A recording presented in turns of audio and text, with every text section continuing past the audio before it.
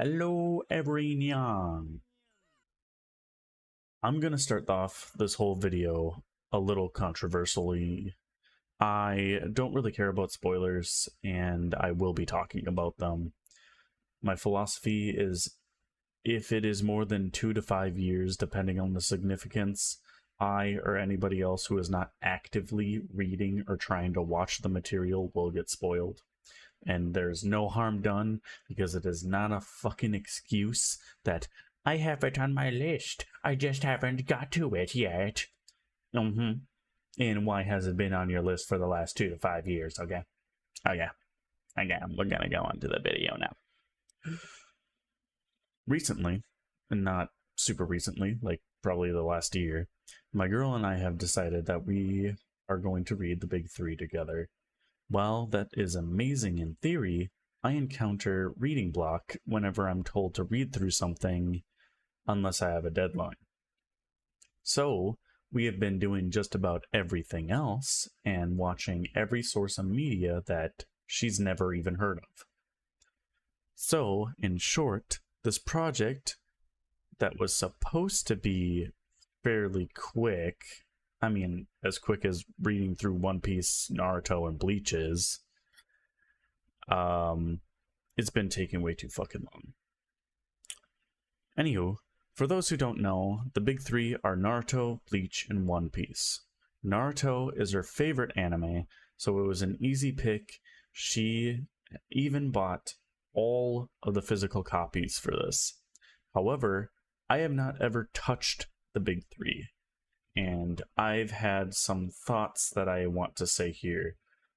To clarify, when I refer to Naruto, I refer to the first 240-ish chapters, and I will be referring to the rest of the story as Shippuden. I've only read about 120 chapters of Shippuden, but I figured that was a good thing to say. I actually scripted this one, so you might like this one. This one might be good. To be honest, getting through Naruto was a drag. I read all 200 some chapters of it, and within a short time span,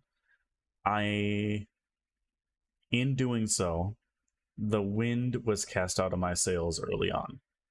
I would have liked it if I were to have gone back in time and watched more of just the random episodes that I watched on Toonami. If I were to have watched the anime first, I would have latched onto the characters in a much more meaningful way. My opinion, Naruto needs the filler for you to grow into like the characters. I've often found that in manga, being able to skip the filler by reading, skipping the stuff that the author didn't originally intend, and helps the pacing and the narrative have a cohesive feel. That being said, that was not the case for Naruto. As I am only around 120 chapters into what would be Shippuden in the manga, I can already tell that the characters are written with more purpose. When I finished Naruto, I didn't empathize with Naruto or Sasuke's pain. Their whole fight meant absolutely nothing to me. This is only because they had barely worked or liked each other throughout the whole manga. They were classmates in which Sasuke was out for like what felt like half of the exam. They had 3 minutes together. Then there was a long time skip where they weren't together, and then they had another 3 minutes of time together, only for Naruto to then push away his, in air quotes, friends. So my problem is, why the fuck would Naruto care about Sasuke? No, I don't believe it. If anything, it would have hit much harder if Gaara was the one to have fought Naruto at the end. Those two had a much deeper connection and had real trauma bonding.